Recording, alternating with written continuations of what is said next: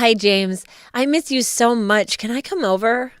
Actually, now isn't the best time. I'm working on grant proposals for the shelter, and I have to get everything done this week. Maybe some other time. No, tonight's the best time for me. I'm pretty swamped, Beverly. Rain check? You're just saying that we both know these shelters basically run themselves. Don't you want to spend some nice quality time with your baby sister? Fine, but just for a couple of hours. Is Marco coming? Oh, of course he is. He misses his uncle so much. Sure he does. And you promise he'll behave himself? Absolutely. He's growing into a real gentleman. Great. But just in case you have a lock on your liquor cabinet, right? You know, maybe we can just meet at a restaurant. Nonsense. Your house is so cozy. Okay, sure. Great. See you at 6. See you then. Wonderful. I can't wait to see what you're going to cook for us. Good morning. I slept like a log last night. Couldn't pick up your call. Hope you've settled down after bombarding me with hundreds of calls. So you did hear my call, and you didn't bother to pick it up? Sorry, but if someone wakes me up at midnight, I'm bound to be a bit groggy. I'm sure I'm more awake now and ready to chat compared to last night. All my notes are torn up. Torn up papers. These are all the notes that I have for my grant application. Literally months of work. Okay. Why are they all torn up? Because your son snuck into my office during dinner and destroyed them. Oh. Why would he do this, Beverly? You just saw them now? Isn't it a little late to be working? It is. Because I had guests. Guests that decided to sneak around my house and destroy things. Calm down. It might just be a misunderstanding. Maybe it wasn't Marco. You really believe that? No, it was probably Marco. He gets restless sometimes, but it's not that big of a deal, right? You have everything saved on your computer, right? Not my notes. Well, it sounds like your own problem then. Always have a backup. Look, I'm sorry for the inconvenience, but I'm sure you can tape it all back together in no time. I'm going back to sleep. Beverly, that is literally the worst apology I've ever heard. Well, you nearly kept me up all night. That's it. I'm done talking to you. We're not children, James. We're too old to hold grudges. And if you must know, you were right, and I'm sorry, and it shouldn't have happened. Good. And I've taken away Marco's Xbox for a week now. All he has is his old Nintendo. That's it? Don't tell me how to parent my son, James. You're not a father. I'm not, thank God. And if it makes you happy, Marco feels absolutely terrible for what he did. In fact, he made you this. He drew me a stick figure holding a rainbow. It's an apology card. He didn't even spell my name right. How long did it take him to make that? 20 seconds? It comes from the heart, James. Be a good uncle and accept it. Listen, I spent all night taping my stupid notes back together. I'm running on less than an hour of sleep, and I have to be at the shelter in 20 minutes. I don't have the energy to feign excitement over a half-assed crayon drawing from a 14-year-old who is way too old to still use crayons. Just leave me alone. I hate that you're still mad at my poor son. Okay. Are you? Are you still mad?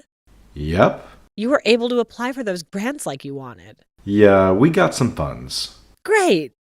Then it's all water under the bridge, right? So can we see each other again? No, don't bother.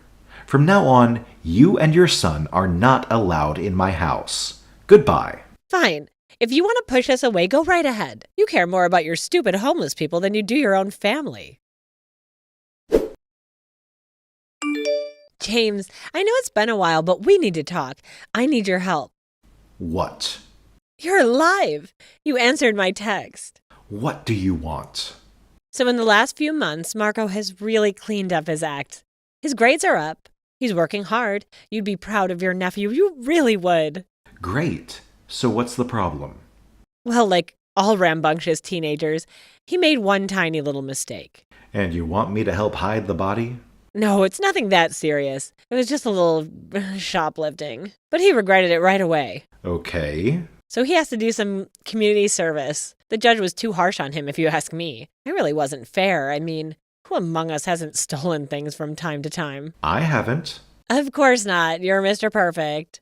What do you want? Well, since he has to do a couple of hours of work, Since his loving uncle runs a homeless shelter, I thought that maybe he could help you. No. It won't be for long, just 200 hours. Christ. How much did he steal? Not a lot. I think the judge was a little hard on him because he resisted arrest, but it really wasn't that bad. And the cop only got a black eye. Beverly, as your brother, I say this from the very bottom of my heart. Your son needs therapy. Look at this. Marco picking up trash. Cool. Why are you sending me this? To show you what a hard worker your nephew is. Look at how full his bag is. He's really doing a great job with community service. I'm glad you found something that fits his skills. Well, it's not the best situation. He has to work side by side with real criminals. On the side of a busy street, it's very dangerous. I'm sure he'll be fine. He is such a hard worker, James. I mean it. Again, why are you telling me all this? Just to share a little bit about our lives. Look at all that trash. I'm pretty busy right now, Beverly. We have food deliveries coming in. If only Marco had a way to do the rest of his service somewhere indoors, somewhere safer, perhaps with a trusted relative watching over him. He's not going to work at the shelter. I already told you this. Oh, I know. I'm not asking, I'm just thinking out loud. And then typing your thoughts into your phone. Bye, Beverly. I'm glad Marco is doing so well. What happened? What happened? Well, Marco in the hospital. I know that. What happened? He was working on the side of the road when a car came out of nowhere and ran him down. Oh my God. Is he okay? The doctor said he's fine, but I don't know if I believe her. I mean, people die from getting struck by side view mirrors all the time. So he got nudged by a side view mirror. Yes. And who knows what kind of internal damage he suffered. Oh, James, I'm so worried. What if it happens again? What if he isn't as lucky next time? He'll have to be careful, I guess. Please, my baby's in the hospital. I was so worried about him. I can't send him out on the street again. Can't he finish the rest of his community service where it's safe with you? I already told you no. He only has 60 hours left. But his sentence was 200. Yes. And he completed 140 hours in 3 days? Yes. I don't think that's how time works. Or math. Well, his supervisor may have given him a bit extra for good behavior after I talked to him for a bit. I see. So that supervisor seems like a really nice guy.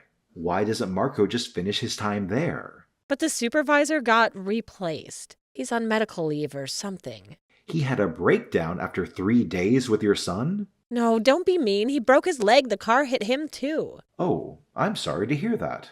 I really shouldn't have minimized the situation. It sounds like it really was serious. Absolutely. But it was an accident. No matter what the supervisor said, he was not trying to stop Marco from running into the street. It wasn't like that at all. Uh-huh.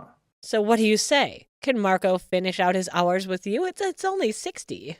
If I say no again, will you keep asking anyway? Yeah, I'm a real worried mother. I can't help it. Fine. But he'll be on a 1-day trial. If he does anything against the rules, I'll let him go. Wonderful. This is Marco's new number. You bought him a phone? Yeah, it's just a Samsung, though. I figured he'd need it for his new job. Well, great. So he can start tomorrow? You can call him directly if you ever need him. Uh-huh. Well, tell him that he should be there at 6. In the morning? Yes. You sure that's not too early? We always need extra people to help serve meals. And that's when we get breakfast started. Okay, I'll tell him to be there, I promise. 6. Yeah, but that's really early. Don't worry about it. I'll get there when I get there. What time? In an hour or two. No. If you expect me to sign off on your hours, you have to be here when I need you. We have breakfast to serve now. I'll make up my time later. I can stay all through the evening. But I don't need you in the evening. I need you now. Ugh, fine. Don't get so upset over nothing. I'll be there in 10. Okay. Hey, are you here right now? No, I'm meeting with some donors. Is there a problem? Of course there's a problem. These people are gross. There's this really creepy guy with one leg who asked for an extra bottle of water, but he got really close and he spat on me. On purpose? No, but it was still really gross, so I told him to leave. Marco, that was Paul. He's been coming here for years.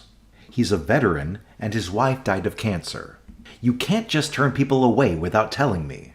Why not? Who cares if he's a veteran? I hate how people always say that veterans are better than the rest of us. I mean, come on. Last year I had to take Snowball to the veteran, and he was a real jerk to us. Uh-huh. You know the difference between a veteran and a veterinarian, right? Yeah, totally. I'm not an idiot. The point is, he was a real loser, so I told him to leave. I don't see why guys like him can just get in line and ask for free stuff. It's not fair. Are you saying you're jealous of homeless people? No, I'm just asking if you ever considered the fact that these people don't deserve our help. We're done here. Please do your job. I am. And don't be disrespectful to anyone there. I'm not. Jeez. Hey, so you and Jenny served all the dinners, right? Yeah, I did my job, man. And you checked the kitchen to make sure everything was put back properly? Yes. Did Jenny help you with that? Nah, man. It was all me. I'm such a better worker than she is. So you're the only one who was in the kitchen after I left? Yeah. Why? Because several boxes of donated cream pies have gone missing. Oh, well, we served them. You weren't supposed to. Well, we did. I'm not lying. And if I checked with Jenny, she'd tell me the same thing? That you two passed out cream pies? Even though they weren't on the approved list for today? Okay, we didn't. You misunderstood me. Then what happened to the missing boxes? I don't know, man. This is a homeless shelter. A lot of shady people come in here. Maybe someone took them. So you allowed people to go into the kitchen? No, but maybe someone did. You know we have a camera in the back of the shelter, right? If someone carried boxes out of the kitchen, I'd be able to look at the footage and see who it was, right? You know that. Fine. I took them. Okay, thanks for telling me. I'm going to have to let you go. What? Do not come in tomorrow, and I will not be signing for any of the hours you've worked so far. That's not fair. I worked my ass off. You were constantly late.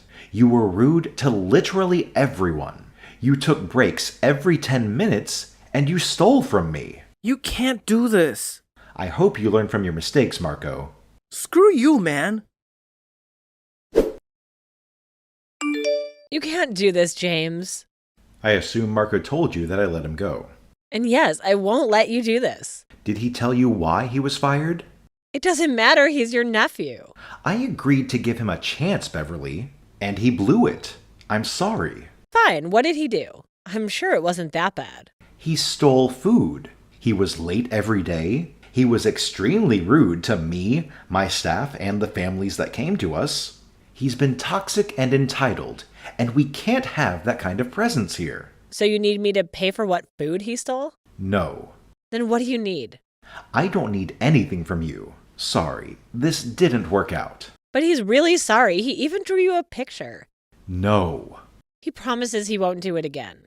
That is exactly his problem, Beverly. He never faces the consequences of his actions. He has a mother who always covers for him and makes excuses. The only reason he does such terrible things is because he gets away with it.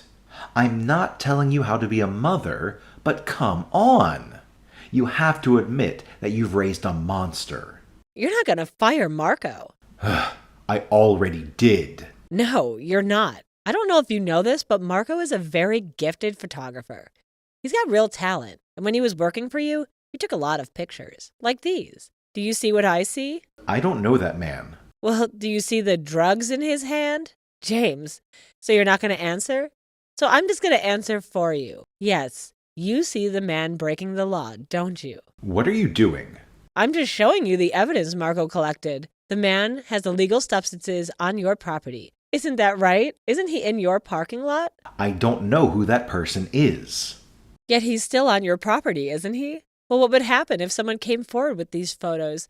Would he get in trouble? Would you get in trouble for allowing it? We're in a difficult area, Beverly. If something like this happens, we call the police right away. But you didn't. Because I didn't know. Isn't it your job to know? I don't understand what you're getting at. If Marco witnessed a crime, he should go to the police. I'm not stopping you. Good to know. I think we'll do that. And when we do, I think Marco should tell him that your shelter allows things like this to happen. And that your policy is to let drugs run rampant on your property. What do you think he would say? That's not what happened. That's not true at all. Do you think you'd want to risk it, though? Do you think that you'd have the time and resources to fight with the police on this? I'm not going to fight with anyone. Because you're going to let Marco come back to work. He'll delete the photos and you'll be safe from any unnecessary investigations. Won't that work for everyone? So you're blackmailing me. Is that what's happening? I'm just protecting my son. And if that means having to bring down your shelter in the process, I will. Jesus, Beverly. I thought your son was a psychopath. But you're even worse. So he's coming back to work tomorrow, right? No. Okay, then we're going straight to the police. Come on. Beverly, we're already understaffed and underfunded as it is. I can't deal with this right now. Then I think you know what to do. Fine. I'll sign off on his community service hours. That's what you really want, isn't it?